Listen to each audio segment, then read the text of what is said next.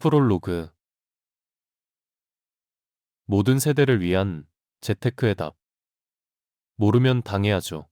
한때 즐겨보던 스타크래프트 게임 중계에서 자주 나오던 말입니다. 저는 14년 차 직장인입니다. 세대 구분으로는 전기 밀레니얼쯤에 속하겠네요. 우리나라 사람들은 자기가 특별히 힘들다는 걸 강조하기 위해 을에 낀 세대라는 말을 씁니다. 저 역시 스스로 직장에서나 사회에서나 낀 세대라고 여기고 있습니다. 그런데 중간 입장에서만 보이는 것도 있습니다. 사회생활을 예로 들어보겠습니다. 제 윗세대는 전반적으로 조직에 몸담고 있는 걸 선호하고 고정적인 임금 소득을 가능한 한 오래 벌기를 원합니다. 그러다 보니 정년 연장에도 두말할 필요 없이 찬성입니다. 반대로 제 아래 세대를 보면 노동 자체를 선호하지 않는다는 인상을 받습니다. 그 가운데에서도 조직 생활을 최악으로 여기는 경향도 있는 것 같습니다. 인간관계를 불필요하게 여기기도 합니다. 같은 돈을 벌 수 있다면 사업, 부업, 프리랜서 등을 선호하고 근무 형태도 연봉 못지않게 따지는 것 같습니다. 업무 이외의 인간관계에서의 마찰을 피할 수 있다면 여기에도 높은 가치를 부여하고요. 그렇다면 낀 밀레니얼 세대는 어떨까요? 솔직히 잘 모르겠습니다. 한 가지 분명한 건 사회생활을 시작한 이후 줄곧 변화가 너무 빨라 항상 혼란스럽다는 점입니다. 이미 14년이나 해왔던 일임에도 불구하고 일의 관성이 잘 붙지 않는다는 것, 매번 새로운 업무나 상황을 맞닥뜨려야 하는 상황이 너무 많은 것 같습니다. 찰리 채플린의 모던 타임즈에 나오는 기계 부속품 같은 노동을 해보고 싶다는 생각도 합니다. 자산 시장에도 세대별로 분명한 차이가 보입니다. 제 윗세대에는 사업가를 제외하면 부동산으로 부를 축적하신 분들이 압도적으로 많습니다. 청약 3회 당첨, 재개발 재건축 성공담, 폭락기 줍줍 매수, 갭투자 신화 등 극적인 이야기가 많지만 오랜 기간 갈아타기로 차근차근 불린 분들도 많습니다. 상대적으로 예적금이나 주식은 필패의 지름길로 보일 정도입니다.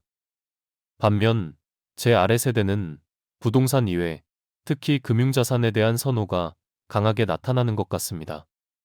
부동산을 포기한 것인지는 좀 더 지켜봐야 하겠지만 어떤 때는 지나치다 싶을 정도로 금융자산을 친숙하게 여기고 있고 비트코인과 같은 가상화폐는 이미 주식과 동급으로 여깁니다. 이에 주식은 이미 옛날 자산이라고 말하기를 주저하지 않는 사람들도 보았습니다. 그 외에 저조차도 해보지 않은 빌딩, 미술품, 저작권 조각 투자를 해본 친구들도 어렵지 않게 찾아볼 수 있습니다. 문제는 역시나 가운데에 낀 세대인 것 같습니다. 이 세대의 전형이라고 하면 선호 자산이 금융자산에서 부동산으로 옮겨간다는 점입니다. 국제화와 정보통신 기술의 발달로 젊어서는 비교적 다양한 투자 자산을 경험했지만 결혼하고 또 자녀가 학교에 들어가는 나이가 되면 자이든 타이든 부동산에 올인을 할 수밖에 없습니다. 자가든 전세든 말입니다. 하지만 부동산은 기본적으로 분산이 어렵습니다. 투입해야 하는 자산의 규모가 절대적으로 크다는 점, 그리고 레버리지를 내야 해서 이것이 장기간의 가처분 소득 또는 현금 흐름을 잠식한다는 단점이 있습니다. 지금까지의 경험으로만 보자면 이것이 집중투자, 레버리지 효과, 강제저축 등이라는 미명으로 보답받았다고 하지만 앞으로도 그럴 것인지는 불투명한 데다가 다른 자산으로 짧은 기간에 큰 수익을 낸 사람들의 이야기를 들으면 마음이 흔들리는 건 어쩔 수가 없습니다. 쥐어짜낸 현금으로 투자를 해보기는 하지만 재미를 보기는 쉽지 않습니다.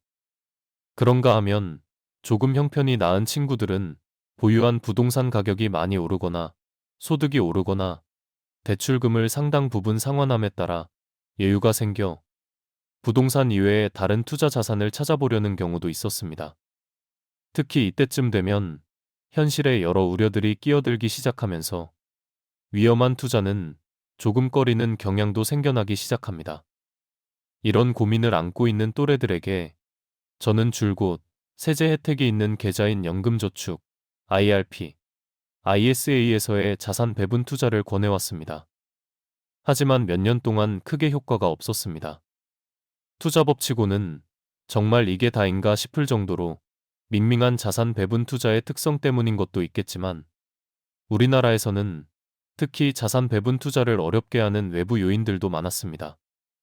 저도 이걸 잘 알고 있었고 저조차도 제 자산의 일정 부분을 매년 적립식으로 넣으며 제가 주로 하고 있는 주식 투자의 대체제 혹은 장기 대안 중 하나로 여기고 있었을 뿐입니다. 그때는 자신 있게 자산 배분 투자를 추천하기가 어려웠습니다. 하지만 상황이 바뀌었습니다. 특히 최근 1, 2년 사이에 자산 배분 투자를 둘러싼 환경은 큰 개선이 있었습니다. 거듭 생각해도 같은 결론입니다. 이에 저도 적립 금액을 이전보다 빠르게 늘려가고 있고 주변 사람들에게도 자신 있게 권하고 있습니다. 1년 사이에 저에게 이야기를 듣고 자산 배분 투자를 시작한 사람이 10명 남짓됩니다.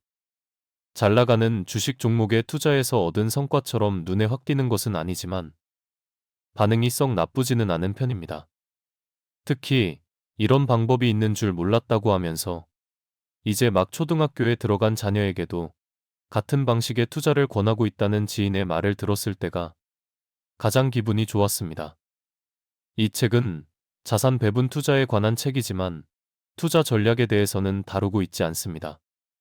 그리고 그 전략을 실행하는 데 필요한 금융상품 뮤추얼 펀드나 ETF에 대해서도 설명하지 않으려고 합니다. 불필요하다고 생각하기 때문입니다. 시중에 이미 관련 책들도 많이 나와 있고 유튜브나 블로그에 질 좋은 콘텐츠도 많이 있습니다. 자산 배분의 기본 개념을 잘 적용한 전략이라는 전제하에 어떤 전략을 택하든 소기의 성과를 거둘 수 있습니다. 자산 배분에는 답이 되는 절대 전략이란 존재하지 않습니다. 꾸준히 유지하고 리밸런싱을 하는 것이 가장 어렵습니다. 자산 배분 투자를 잘 유지해 나가기 위해서는 두 가지 마인드가 필요합니다. 하나는 성급하게 부자가 되지 않으려는 마음입니다. 40대 후반 또는 50대 초반까지는 본업을 지키면서 적립과 운용을 하여 만족할 만한 자산을 축적하고 퇴직 후 또는 만 55세 이후에 연금의 형태로 적정한 현금 흐름을 만들어 누린다고 생각해야 합니다. 다른 하나는 패자의 게임. 즉, 이기려고 하기보다는 지지 않으려는 태도로 접근해야 합니다. 돈을 벌려고 하지 말고 잃지 않으려고 하다 보면 내 자산은 저절로 불어나 있을 것입니다. 이는 인플레이션, 유동성, 배당, 그리고 리밸런싱이 시간이 주는 복리의 마법과 어우러져 발생하는 일종의 화학 반응 같은 것입니다. 이를 잘 해나간다면 우리나라 가계 순자산 수치를 기준으로 상위 5에서 15% 수준의 연금 자산을 구축하는 것도 충분히 가능합니다. 이는 절대로 적은 돈이 아닙니다. 만약 그때가 돼서 이 연금 자산이 푼돈으로 느껴진다면 이미 다른 쪽에서 그보다 많은 소득이나 자산을 축적했기 때문일 테니 그것 또한 좋은 일일 것입니다. 그러니 어떤 투자 혹은 재테크를 해야 할지 몰라 불안할수록 자산 배분 투자를 시작하라고 권하는 것입니다. 많은 분이 앞으로의 4년 동안 더 커진 변동성과 불확실성을 전망하고 있을 줄 압니다. 물론 제 포트폴리오도 이전보다 큰 출렁임을 겪을지도 모릅니다. 하지만 지금 하고 있는 자산 배분 투자 전략을 수정할 정도까지는 아닐 것이기에 상대적으로 평온한 마음을 유지하고 있습니다. 이런 평온함 느껴보고 싶지 않으신가요?